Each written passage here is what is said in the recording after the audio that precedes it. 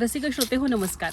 आज मी आली आहे सासवड जवळच्या रश्मीताईच्या बागेत. रश्मीताई बोराडे ही माझी मैत्रीण आहे आणि हिची ओळख मी तुम्हाला आता या व्लॉगमध्ये करून देणार आहे आणि सोबत तिच्या शेताची पण सफर आपण करणार आहोत. तिच्या शेतामध्ये पेरूची झाडं आहेत, सीताफळाची झाडं आहेत, ज्वारी आहे, अजून मला वाटतं बाजरी लावलेली होती, त्यानंतर अंजिराच्या बागा मला दिसल्यात. आणि जाताना आपण हा व्लॉग शेवटपर्यंत बघा, कारण जाताना आपण बघणार आहोत की गाईच्या धारा कशा काढते रश्मीताई आणि ते दूध कसं निघतं. आणि ती हम्मा मगापासून आम्हाला ओरडून ओरडून प्रतिसाद देते की इकडे या बघायला, इकडे या. तुम्ही ऐकू शकत असाल बॅकग्राऊंडला तिचा आवाज. तर ह्या सगळ्या खूप मजेशीर गोष्टी आहेत आणि हे आज तुम्हाला मी दाखवणार आहे. विषय असा झाला की रश्मीताईची आणि माझी जेव्हा पहिल्यांदी भेट झाली तेव्हा मी तिला विचारलं तू काय करतेस, तर तिने इतकं छान त्याच्यात लिहिलं होतं की मी एक शेतकरी आहे आणि मी शेतात शेती करते. शेतात आमचे काही धान्य असतात आणि ते मी पिकवते. तर मला ही ओळख खूप कॅची वाटली की मी एक शेतकरी आहे. कारण की जनरली बायका सांगा मी हाऊसवाईफ आहे किंवा मी हे, तर ती खूप अभिमानाने सांगत होती की मी शेतकरी आहे. तर मला कुठेतरी एकदम कनेक्ट झाल्यासारखं वाटलं आणि असं वाटलं की चला आपण शब्द सुरांचे सारथी ही सिरीज गेले 1.5-2 महिने चालवली. त्या सिरीजला तुम्ही भरभरून प्रतिसाद दिला आणि आता मार्च महिना सुरू झाला आहे आणि मार्च महिना म्हणजे महिला दिन विशेष. तर अशा काही धडाडीच्या महिलांना तुम्हाला भेटवावं असं मनात आलं आणि पहिल्यांदा नाव क्लिक डोक्यात झालं की रश्मीताई. कारण की तिचं आणि माझं ते कनेक्ट झालं होतं ना की मी शेतकरी आहे. तर मग विचार केला की चला तिच्या शेतात जाऊया, तिच्याशी गप्पा मारूया की ती ही सगळं कसं करते आणि तिचं शेतही तुम्हाला दाखवता येईल. तर आज ओळख करून घेऊयात रश्मीताईचं. रश्मीताई, या एपिसोडमध्ये तुझं मनापासून स्वागत. आणि महिला दिन आता जवळच येतोय, तर मला असं वाटलं की तुझ्याशी गप्पा माराव्यात. तू एक प्रगतिशील शेतकरी आहे आणि शेतात तुझ्या जागोजागी मला हे सगळा प्रत्यय आला की ठिबक सिंचन म्हणू नको किंवा शेततळ म्हणू नको, एक छानशी विहीर आहे, बोर आहे. आणि रश्मीताईंनी सांगितलं तसं शेततळसुद्धा अतिशय छान आहे, ते या ब्लॉगमध्ये तुम्हाला बघायला मिळणारच आहे. तर तू सांग मला की हा सगळा शेतीचा प्रवास कधी सुरू झाला? शेतीचा प्रवास म्हटलं तर पार्श्वभूमी शेतकरी कुटुंबात जन्म घेतलेली. माझ्या आईच्या घरी शेती आहे, त्यामुळे शेतकरी कुटुंबात जन्म घेतला की आपसुकच या गोष्टी अंगवळणी पडतात. त्यानंतर लग्न झालं, तेही कोथरूडमध्ये, माझं सासर कोथरूडमध्ये आहे, तरी पण हे लोक पण शेती व्यवसायातलेच होते. शेतीची आवड तिथेही गप्प बसून देत नव्हती. राहतो कोथरूडला, मुलांचे शिक्षण कोथरूडला आहेत, पण शेतीतलं काम येत आहे तर शेती पडून नाही ठेवायची. तर तो एक ध्यास होता की नाही आपण काहीतरी केलं पाहिजे, आपल्याला येत आहे. तर मग त्या हिशोबाने थोडंसं मिस्टर आणि मी आम्ही दोघं जण मिळून शेतीकडे वळालो. 2013 पासनं मी शेती करते, म्हणजे मी आणि माझे मिस्टर आम्ही नियमित या ठिकाणी येतो. आमच्याकडे आता तुम्ही पाहिल्याप्रमाणे पेरू सीताफळाच्या बागा आहेत, 2-3 जातीचे पेरू आहेत माझ्याकडे. त्यानंतर थोडंसं घरचं जे भाजीपाला असतो तो मी लावते, कांदे, वांगी, आंब्याची झाडं आहेत माझ्याकडे, एक 15-20 आहेत, जास्त नाही आहे. तर या शेतीचं नियोजन आम्ही दोघं जण मिळून करतो. एक लेबर आहे आमच्याकडे. शेतीला काहीतरी जोडधंदा हवा म्हणून आता आम्ही दुग्ध व्यवसाय सुरू केलाय. त्याच्यामध्ये माझ्याकडे 3 जर्सी गाया आहेत, छोटी छोटी 2 त्यांची पिल्लं आहेत. तर दुग्ध व्यवसायामधनं थोडासा शेतीला हातभार कसा लावावा, कारण नुसती शेती करून जमत नाही, त्याला काहीतरी जोडधंदा लागतो. हो, त्यातनं मला शेणखत भेटतं, गोमूत्र भेटतं. त्यापासून मी झाडांना रासायनिक कुठल्याही प्रकारचं रासायनिक खत, आम्ही कीटकनाशक वगैरे झाडांना मारत नाही. तर आम्ही पूर्ण प्रकारे ऑर्गॅनिक म्हणजे सेंद्रिय शेती करतो. गोमूत्र, शेण आणि बेसन पीठ, गुळ यापासून आम्ही ड्रमभर स्लरी म्हणतात त्याला, एक जीवामृत म्हणतात. काय काय टाकता त्याच्यामध्ये? आम्ही टाकतो गोमूत्र, शेणखत, डाळीचं पीठ आणि गुळ. बरं. हे एक 15 ते 20 दिवसाची प्रक्रिया असते ती.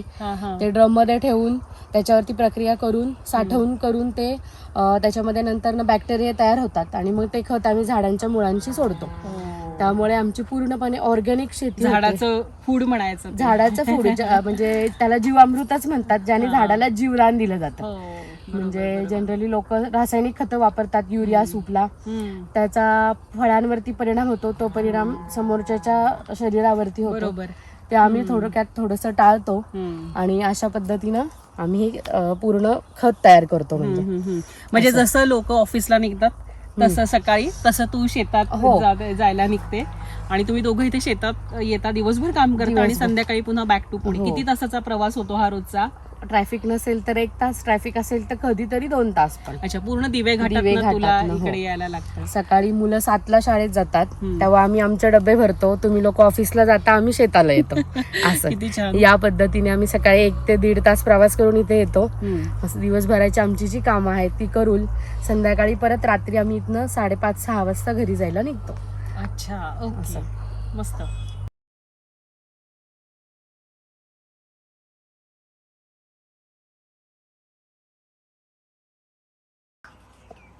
आता अजिबातच पेरू नाही येत नाही का रश्मीताई? अजिबात आता पेरूचा सीझन संपलाय आणि आता सध्या तरी ह्याची छाटणी चालू करतो आम्ही डबल भार धरण्यासाठी. बर, म्हणजे आता ह्याच्या ह्या वरच्या फांद्या काढून टाकायच्या. हो, ह्या फांद्या आता छाटणी करायची.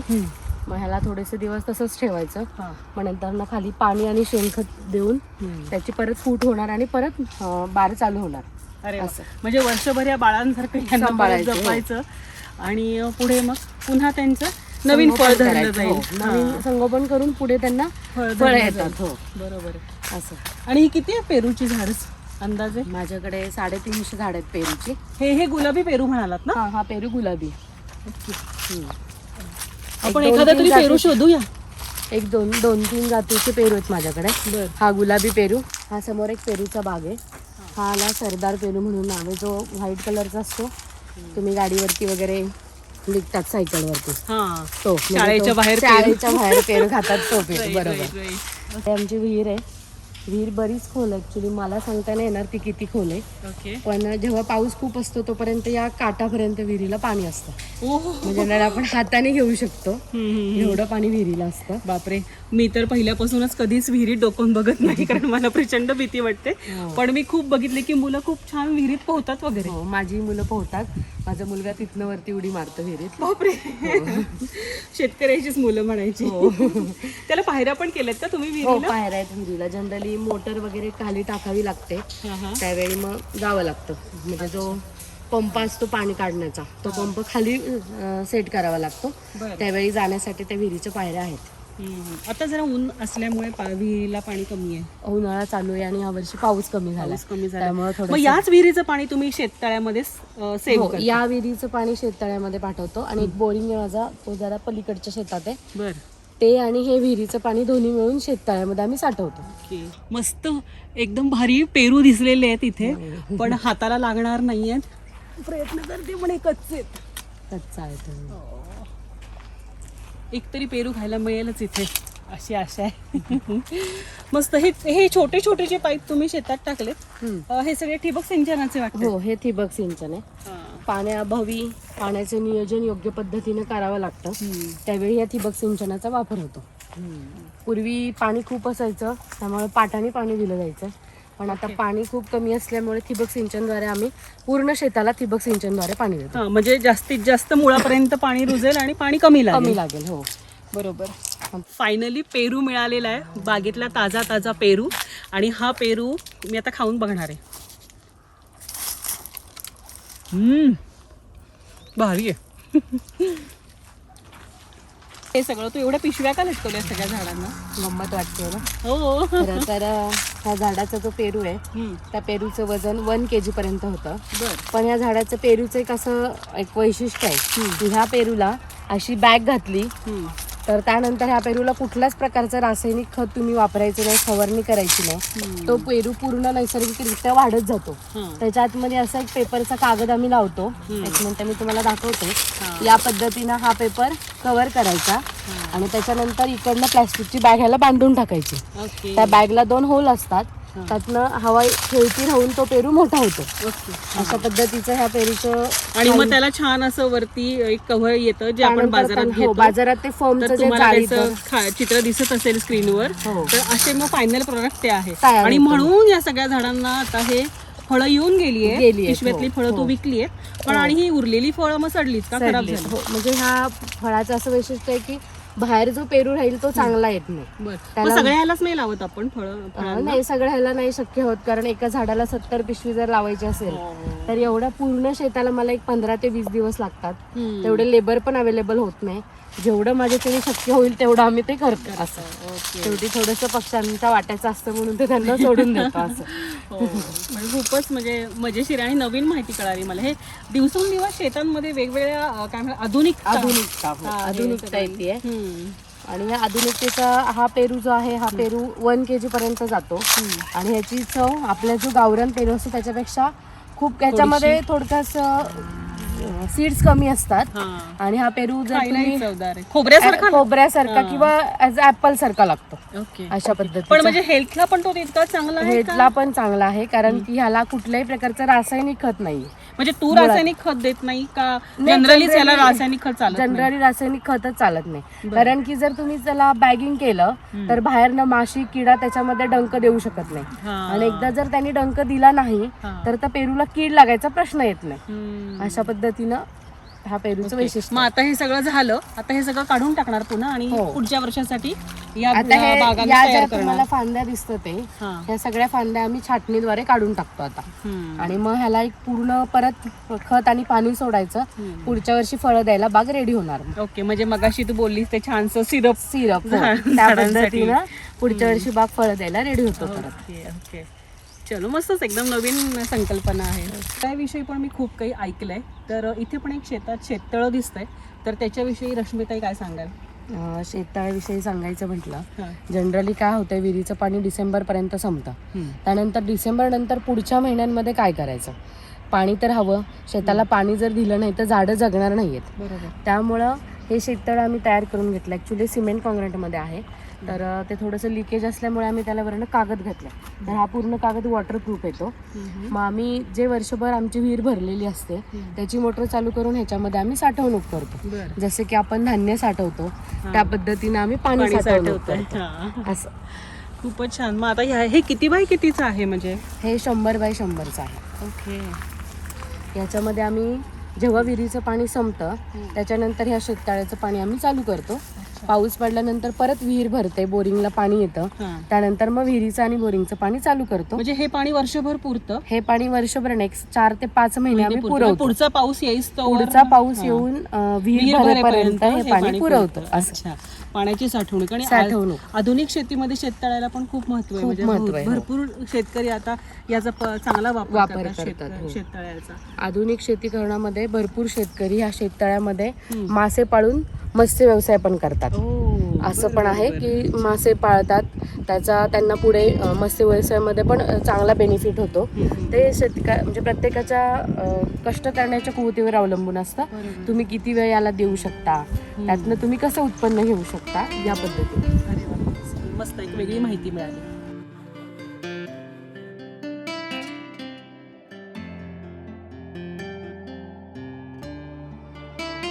मगापासून ही सगळी मेहनत आहे. म्हणजे मी बघतीये की प्रत्येक आता त्याला प्लास्टिक लावणं म्हणू नको किंवा हे सगळं लक्ष ठेवणं म्हणू नको. मला सांग रश्मिते की शेती करणं किती सोपं आहे म्हणजे आजकालच्या ह्याच्यामध्ये? चांगला प्रश्न विचारलाय. खरं तर हां. शेती करणं तितकंसं वाटतंय एवढं सोपं नाही. हां. म्हणजे खरं तर शेती करताना बुद्धिमत्ता तेज ठेवावी लागते, चाणक्य वृत्ती लागते.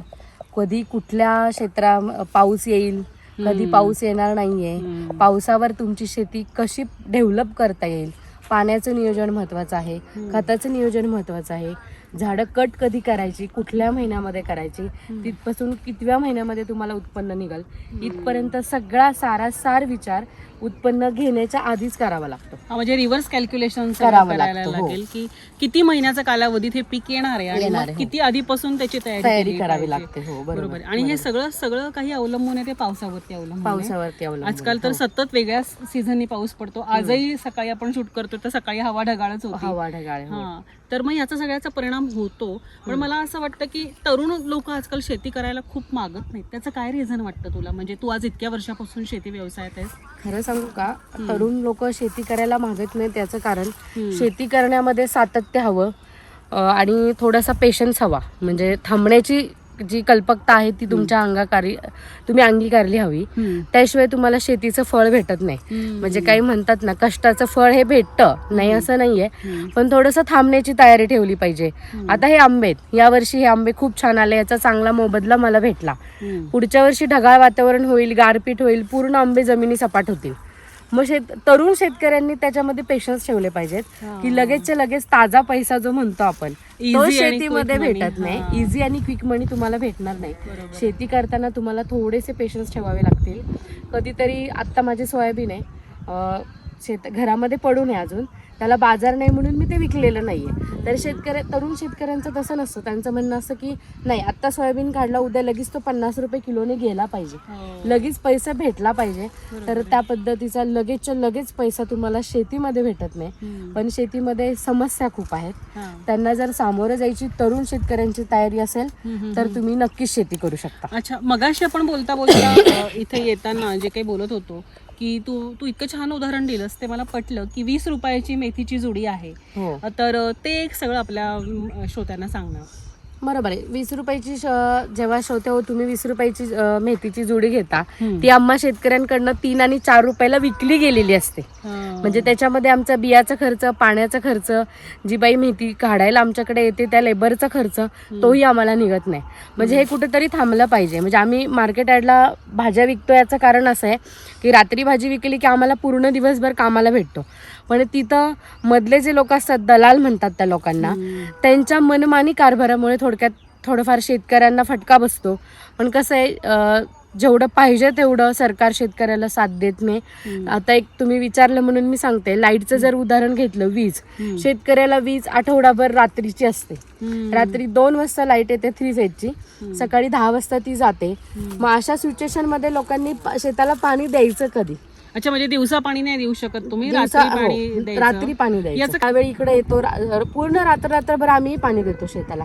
म्हणजे मीच काही वेगळं नाही, इथले पूर्ण शेतकरी शेताला रात्रीच्या 2-3 नंतर शेतामध्ये तुम्हाला दिसतील पाणी देताना. पाणी देणं म्हणजे ते सगळं जे आहे, तुम्ही सगळे ठिबक सिंचन चालू करणं, पाईप लावणं, वॉल चालू करणं, पाईप कुठे निघालाय का ते चेक करणं. पण मग एवढं अंधारामध्ये कुठलं जनावर किंवा असं काही असण्याची पण भीती असू शकते ना. म्हणजे त्याची काळजी आम्ही स्वतःच घ्यावी लागते. आम्हाला 2-2, 3-3 बॅटरीज बरोबर घ्याव्या लागतात.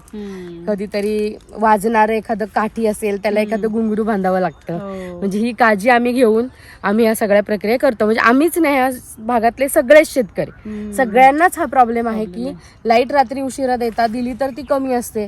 3 फेज लाईट मधला एखादा फेज कधी कधी गेलेलाच असतो. मग पूर्ण दिवसभर मोटर बंद राहते, रात्रभर मोटर बंद राहते.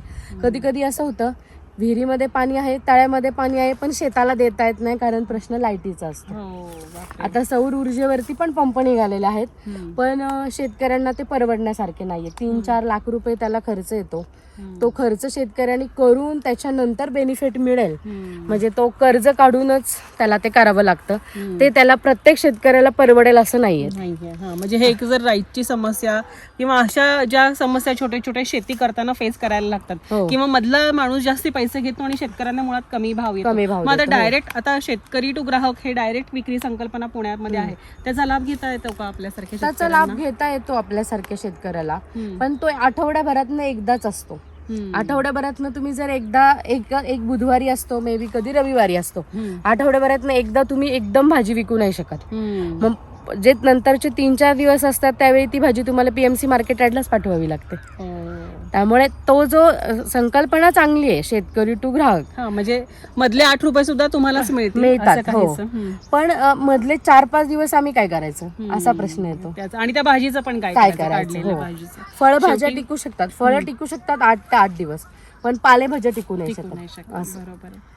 म्हणजे आपण जे नेहमी बघतो की मेथीची भाजी शेतकऱ्यांकडनं घेताना आपण म्हणतो 5 रुपये कमी करा, 2 रुपये कमी करा, पण ते 2 रुपये कमी करण्यामागे शेतकऱ्याची जी काही छोट्या छोट्या गोष्टी कमावणं किंवा ते आता रश्मिताई म्हणले तसं खर्च सुद्धा सुटत नाही. तर कुठेतरी मला हे खूप असं जाणवलं की आपण या गोष्टी कुठेतरी टाळल्या पाहिजे. कारण त्यांना जेव्हा शेतकऱ्यांकडनं तुम्ही काही गोष्टी घेता तेव्हा इथून पुढे तरी मला असं वाटतं, मी स्वतः सांगते की मी तरी असा विचार नाही करणार, मागितलंय 20 तर नक्कीच 20 देऊ, तिथे पुढे 2 रुपये कमी करा, 8 रुपये कमी करा, असं माझ्या परीने तरी मी सांगायचा प्रयत्न करते. दिसतं या झाडाला एक वांग, काढायचा प्रयत्न करते, पण वांग्याला आहेत काटे. येस,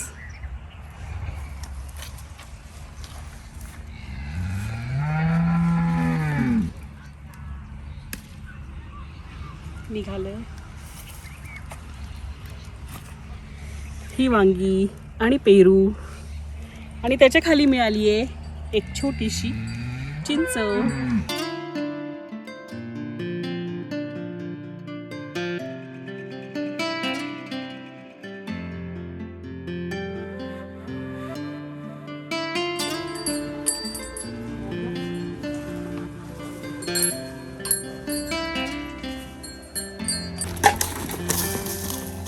बघ काय करतात तुझे फोटो काढतात ते फोटो.